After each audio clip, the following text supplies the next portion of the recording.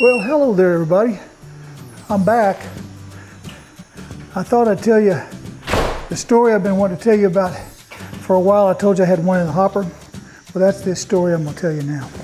So, I'm going to park tank here. I'm able to take the oxygen off for a while now, which is a good thing. And so at least I can talk a little bit better. We're going to take this next story about something that we actually did. Oh yeah, this is my filmmaker hat. Something we did some time ago, about 5 or 6 years ago. And I'm gonna, they say if you find a need and fill it. Well, we found a need and we filled it. And I'm gonna tell you a story about how we filled it. So come on.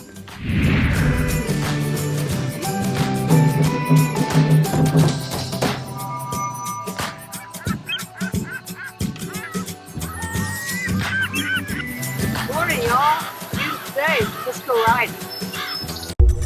Well, let's see here. Well, the red light's on the camera. That means we must be recording.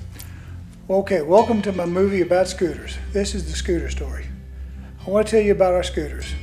Not a really great time to be talking about maybe something other than this terrible time we're all going through, but this is one I've had in the hopper for a while, like I said, and I thought I'd just go ahead and make it.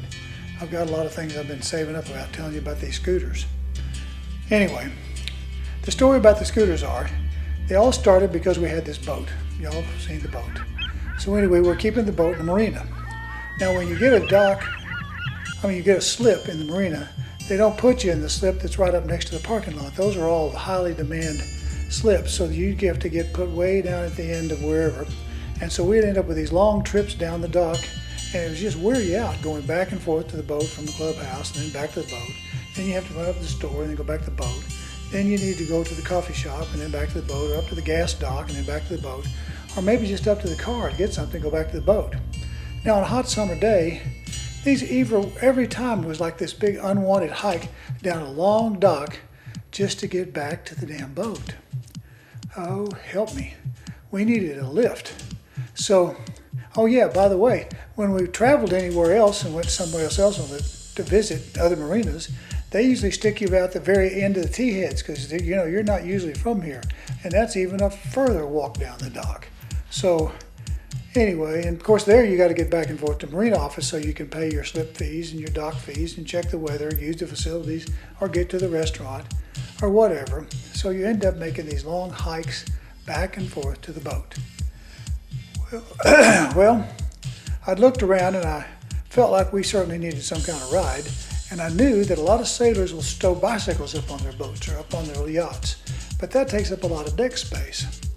So I thought about it and I checked around and I discovered they had these things called electric push scooters. They're kind of lightweight, small, they fold up. Now ours are made by Eco Rico. We've had them about 6 years now, I guess.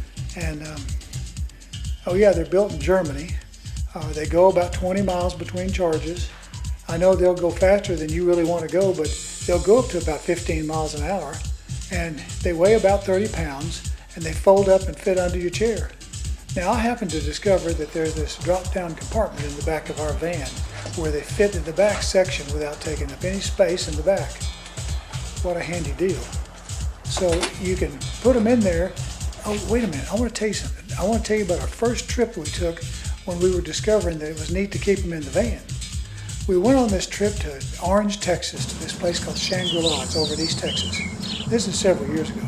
But we just happened to have them in the back of the van instead of on the boat. So we're in Shangri-La, this beautiful, super-duper flower garden-like facility to see this butterfly release. It was Earth Day. So not knowing that millions of people go to Earth Day, so we're directed out to this remote parking lot, way out in front of the place, about 3/4 of a mile from the gate. So after we get parked and we look around and Ellen and I looked at each other and we're kind of going, do we really want to do this?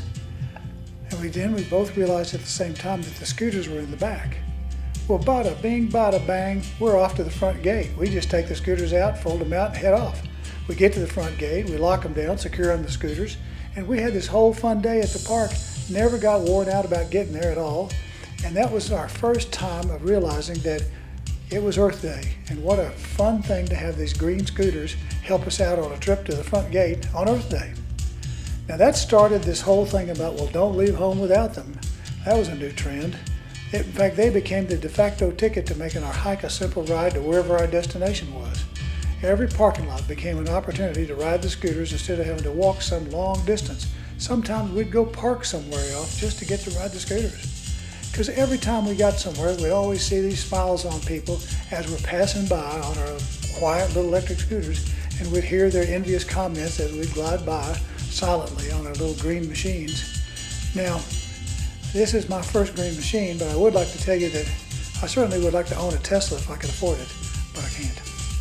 So I also want to say we scoot around our neighborhood, just sometimes just to see what's there, and we used to run down to the bay because we lived right near the ocean, and on a cool afternoon in the evening we just ride around the neighborhood. And of course now we've moved to this gated community where half these old timers around here, they have golf carts. Now they scoot around their golf carts to go back and forth to the lodge or the club facilities or the swimming pool, and where they're in their golf carts, we're scooting around on our scooters.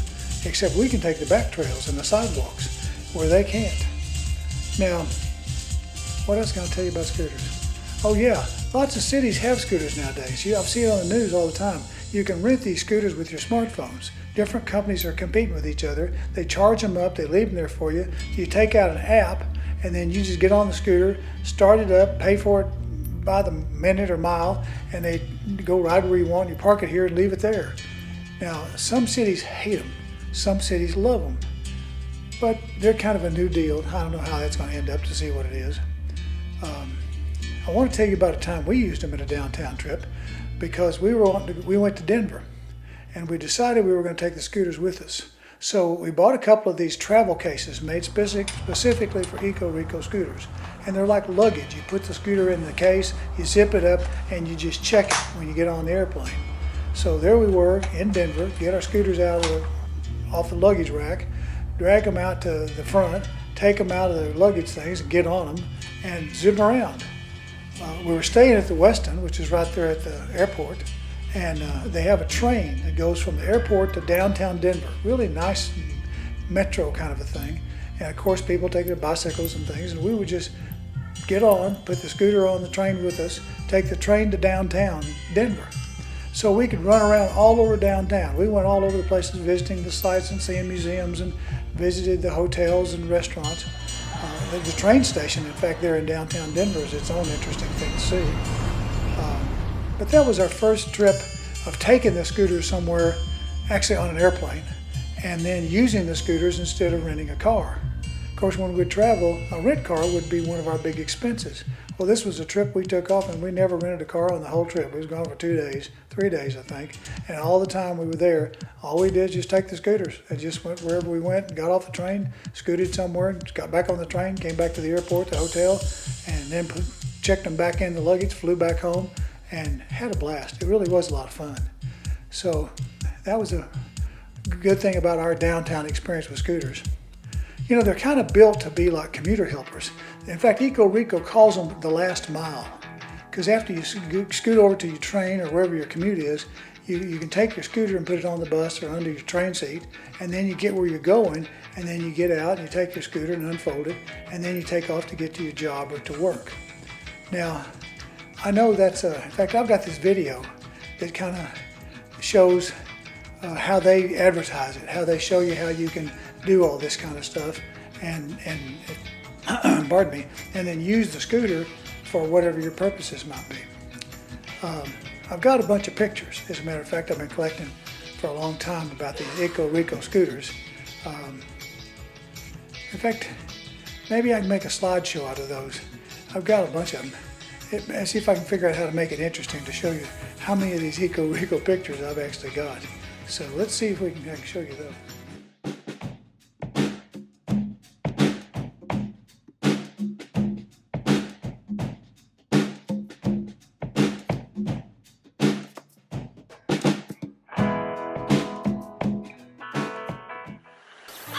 Morning, y'all.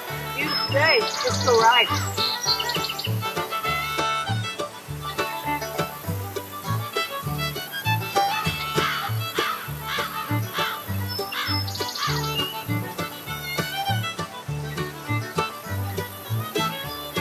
Hey, come on.